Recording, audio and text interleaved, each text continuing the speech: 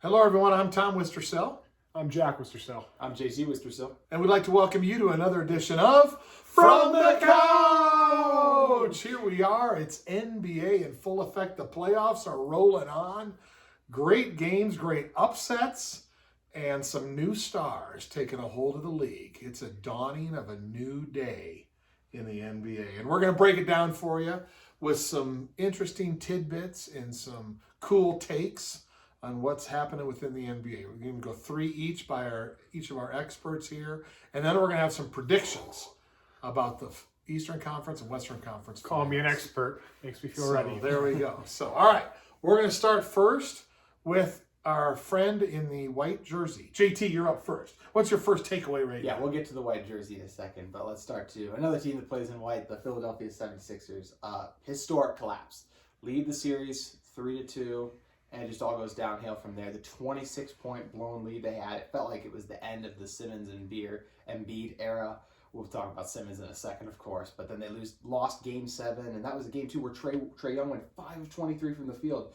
You tell the Sixers before the game they're getting that out of Trae. They probably think they win in blowout fashion, but they lose because Red Velvet Kevin Huerter showed up. But we'll talk about the Hawks at another time. I think for me, if we're assigning blame for the series, Embiid, Seth Curry, they're at the bottom of the totem pole. Even though Embiid had that over 12 fourth quarter, outside of that, he was phenomenal.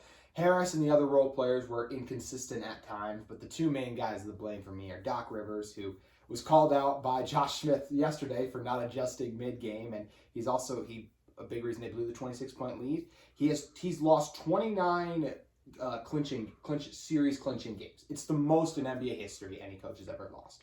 And let's dive into the main man, Ben Simmons, who the media and everyone has been dumping all over. So Simmons, 9 points per game just throughout the entire series, obviously not very good. He had the worst free throw percentage, 34.2 in postseason history. This is still a guy who's supposed to be a point guard too. So Hack a Simmons, not Hack a Shaq, was in full effect. And my favorite Ben Simmons stat, Udonis Haslem took more shots in the only quarter he played this season, 2 shots in 3 minutes, than Ben Simmons did the last 6 fourth quarters, 1 shot in 44 minutes.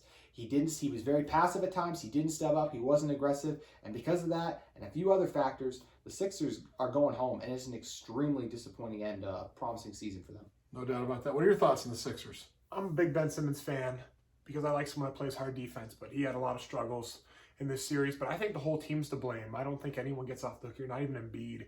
In the fourth quarters that I watched, I didn't watch too much of the series, but he didn't look too promising to me either. He struggled a lot the quarter in the MVP. One of them got thrown out. The second one didn't show up too well in this big games. And so I don't think anyone is to fully blame for this. I think it's the whole team's effort, and they just need to blow it up. I agree. Sad for the Sixers. I will take a little credit for what's going to happen next, that Ben Simmons is going to start taking a look at shooting right-handed. I've said it since he came in the league. Yeah. He's a right-handed player. He's been playing left-handed. We're going to watch him come back as like a shooter now. He's going to be like money. But, if he shoots over 50% for the free throw, that'd be a huge improvement. So, really sad ending. It's impossible that lineup stays intact. So, all right, Jack, you're up. What's your first takeaway? Let's talk about the home state Jazz. Another disappointing season, if we're being honest. The Jazz need to make a big move, and I'm not really sure what that move is, but they have to find another star. Because after watching Donovan Mitchell, who was amazing at sometimes during the series, I don't think that he will ever be the best player on an NBA championship team. Mm-hmm. Now, he can be a great number 2 like a Kyrie Irving for LeBron, but the Jazz are never going to get LeBron. We've heard LeBron's comments on Utah. He ain't coming to Utah. So they're going to have to find another star somewhere in the cracks of the NBA here, because Rudy Gobert and him as a dynamic duo just isn't doing. Every season we end up with the same question. Do they like playing with each other? Are they going to stick together? Especially after last year's COVID problem, everyone was wondering. And they had this great year, but end up just coming up really short against a hurt Clippers team. Just leaves a bad taste in your mouth about the Jazz. Yep, no doubt. What are your thoughts? Yeah, I mean, it's a disappointing end of the season. I mean, Kawhi gets hurt, and you think things are going to turn around, and the Clippers end up winning the next 2 games like that. So, yes, Mitchell was hobbled.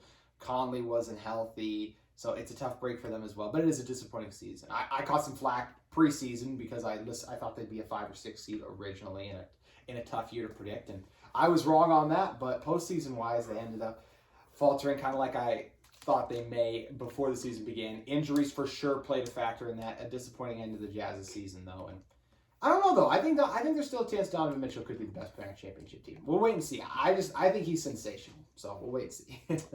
My thoughts on it are this just continues a long list of. I've never seen an NBA playoffs in all my years that's been determined so much by the injuries of the players. And you can pretty much pick any team, and it's like, wow, how bad it is. I do think the Jazz are still playing if Conley's healthy. If he'd have stayed healthy, not if he just came back, but if he had stayed healthy, because I thought they were playing really well with him along. So it doesn't matter though, because injuries are happening and they are dictating the playoffs, and we're seeing it in real time. So anyway, all right, next point, Jack, you're up first. The Suns is my next point. Wearing the shirt for Steve Nash. Yep. They wish they had him when Chris Paul's out right about now. Yeah. But I'm just amazed by Devin Booker. I would have never guessed that he was going to be this good. Some people would have, but I don't even know if you were guessing he was going to be this good at one point. No, probably not. He is drawing comparisons to Kobe Bryant. And even when I watch him play now, I remembered when I was a little young kid, I watched him at Kobe. You could see some of the moves he copies exactly off him. So, I mean, I'm really starting to think Devin Booker has a chance to be the next Kobe Bryant. Now, I don't think the Suns are going to win this title because when they get healthy, I still think they should beat the Clippers. Clippers are hobbled, but they play really well together, but I just don't quite know if they quite have the pieces. Like a hobbled Lakers team sometimes made them not look very good. Suns have great stretches, but then the most unreliable guy in the playoffs is Jay Crowder. Jay Crowder is the most emotional player I have seen in the NBA this whole year. I've never seen someone get affected by the game so easily as he does. When it's going high, he's all into it. As soon as it starts going bad, he just loses his mind, just tries to go one-on-one with every guy, try to take over games. So I think he's going to be the downfall of a big game for them in the finals. And that could be the turning point or no. But Devin Booker, special talent, but I don't think the Suns have it this year. All right. Thoughts on the Suns? Yeah, I mean, a 40-point Book triple-double in Game 1 versus the Clippers getting them the win is awesome. Book is phenomenal, and I definitely see the shades of Kobe in his game as well. DeAndre Ayton has been really good. He does a good job countering their small ball lineup, and he's not a guy who dominates in the paint, but just doesn't give up the rebounds. He does a good job there, and I love this team wings. Yes, I know Crowder has his flaws, but I mean, him, Bridges, Cam Johnson as well, Torrey Craig. This team's loaded, and whatever campaign gives them is the added bonus. I really like this team, and yeah, I think they got a really good shot to win the series. There's always an emerging star in the NBA at any given time. And right now we're watching Devin Booker become that type of player. So fun to watch there. So, all right, JT, you're up. Next takeaway. Yeah, I'll shift over to the Suns' opponent and the team that vanquished the Jazz in the form of the Clippers. The role players, these different guys for them coming to life. And of course, once pandemic P, back to playoff P now has really gotten going as well. For the Clippers, I mean, they're a very interesting team to me. They only play one guy they personally drafted, and that's Terrence Mann. So he's a second-round pick. So no first-round picks over the last few years are currently producing for this team. Also, Patrick Beverley is the only member of this team who's been with them for longer than 3 years. So it's not like these guys, they've been, a lot of them 2 years together, yes, but there's tons of role players, different guys mixed in and out. And some of those guys are stepping up. Reggie Jackson's averaging 17 points per game in the postseason. He's been huge, knocking down threes, attacking the basket. And him and Nick Batum, who's one of their more prominent role players, they have those guys combined for under $5 million. Those are 2 starters for them. So I think that's huge. Whatever they get from Luke Kennard coming over in the trade, it started out as a disappointment, but he's gotten going, which is nice. And the guy whose jersey I'm wearing, DeMarcus Cousins, yes, they played him a little bit too much. He was getting eaten alive by Book in the pick and roll. But it is so much fun to watch him still play and get the opportunity he deserves for such a... He still had a really nice career. I think people forget how good he is. He's just not a very good defensively, of course. But enough about the role players, really quick. Playoff P. His last 3 games with no Kawhi. 37, 16, and 5 in Game 5. Then 29 and 7 in Game 6, the closeout game versus Utah. Caps it off with 34, 4, and 5 in Game 1. Since Kawhi's been out, he's looked like the Pacers' Paul George, we know, been able to get to his shots very frequently, and he's done a very good job. I've been really impressed by Paul George and these Clippers for stepping up. What are your thoughts? The Clippers have one thing in common with the cities, but the Clippers are the aftermath. Like, they're just the second team behind the Lakers. Right. And a lot of these players have just always been players that are, they were kind of close, but they weren't there. Paul George, Morris, Patrick Beverley. Mm-hmm. So I think this is kind of the teams emerging to get there. But if Kawhi Leonard's not playing, they might not win a game in this series. And I can honestly say that. But if he is playing, they're taking him to 7. It's going to be a great series. So I hope we can see him back, but I don't expect to see much Kawhi Leonard. I expect the series to be over pretty fast without Kawhi Leonard there. I agree with what you're saying. I think you're overinflating Paul George. I think if you just looked at shot attempts, with Kawhi versus without Kawhi, he's just getting a lot more. He has a lot more touches. He has to take a lot more shots, so he's going to score more points. So I don't know how much of it is his emergence versus, hey, this is your job now. And yeah, he's making more, but need to win. But I do think he's taken. I bet he's taken. I bet she's taken 15 more shots a game is what I would say without Kawhi. So I agree with Jack. If Kawhi's not there, this isn't much of a series. But stranger things have happened. Who knows? So there we go. All right, we're up to the third point and the final point. JT, you're first. I'm going to shift off the playoffs for a second. Focus on some of these teams who've gotten bounced from the playoffs or just didn't even make it in the postseason. There are some phenomenal head coach openings currently in the NBA right now. Someone's going to get a chance to coach Damian Lillard. And to me, that's not even a top 3 most attractive job at the moment, showing you how loaded it is. The top 3 for me, number 3, the Pelicans. A chance to coach a generational talent like Zion. Brandon Ingram's not a bad number 2 star either. Really like New Orleans there. They are 3 just because of the uncertainty with the Zion thing. It makes me a little nervous, the family stuff. Number 2, the Celtics. Tatum, Brown, in a huge market like Boston like that, I think they're really good. And of course, number 1, Luka Magic. I mean, coaching an opportunity to coach a place like Dallas, I think that's phenomenal. These are some of the best guys. I mean, between Williams, Tatum, and Luka, I mean, could be 3 of the 5 guys you want to start your franchise with, and they're all going to have a new head coach. With guys like Rick Carlisle, Terry Stotts, Chauncey Billups, Steve Clifford, Jason Kidd, all looking for head coach openings. I think it's an absolutely loaded group of teams that are looking for head coaches, and these guys are going to get very lucky wherever they land. Which job would you want, Jack? You're the coach. You cannot take the Luka job. Luka has a chance to be the best player in the NBA in 3-4 years. He's got to be the number 1 pick. And then I'm going the Celtics one, and then I'm going the Trailblazers one. I take that job over the Pelicans. Pelicans is a bad job to have, I think. Why? Not many people like to play in New Orleans, first of all. That's true. And the roster they have right now doesn't work together at all. This team had so much talent, and we didn't even get them in the play-in. This is the largest playoffs we've ever had. They can't even get the play-in with Zion Williams, who has been so good. Brandon Ingram, he's a really good player, and he keeps getting better, but his play style just doesn't lead to winning. So I'm just not a fan of that Pelicans job at all. I think that's the type of job someone's going to get, and someone's going to lose in about 3 years. Yeah, we'll see. Be fun. If I can make a really quick point on the roster, their president of basketball operations is David Griffin. The Pelicans. Okay. Pelicans. Their president of basketball operations is David Griffin, who was with LeBron in those Cavs days. This man knows how to blow up a roster. I think they're going to be able to reshape it and reform it around guys like Zion. And I just feel like their trajectory is going up while Portland's is going down just because it feels like they're kind of stuck right now. I don't see LeBron on the Pelicans. No doubt about that. No doubt about that. All right, last point. Jack, you're up. I'm going to talk about the Bucks. I love Giannis. The way he plays just makes every person that plays basketball loves basketball. If you don't like watching Giannis, you don't like watching basketball. That's what I say. Plays so hard.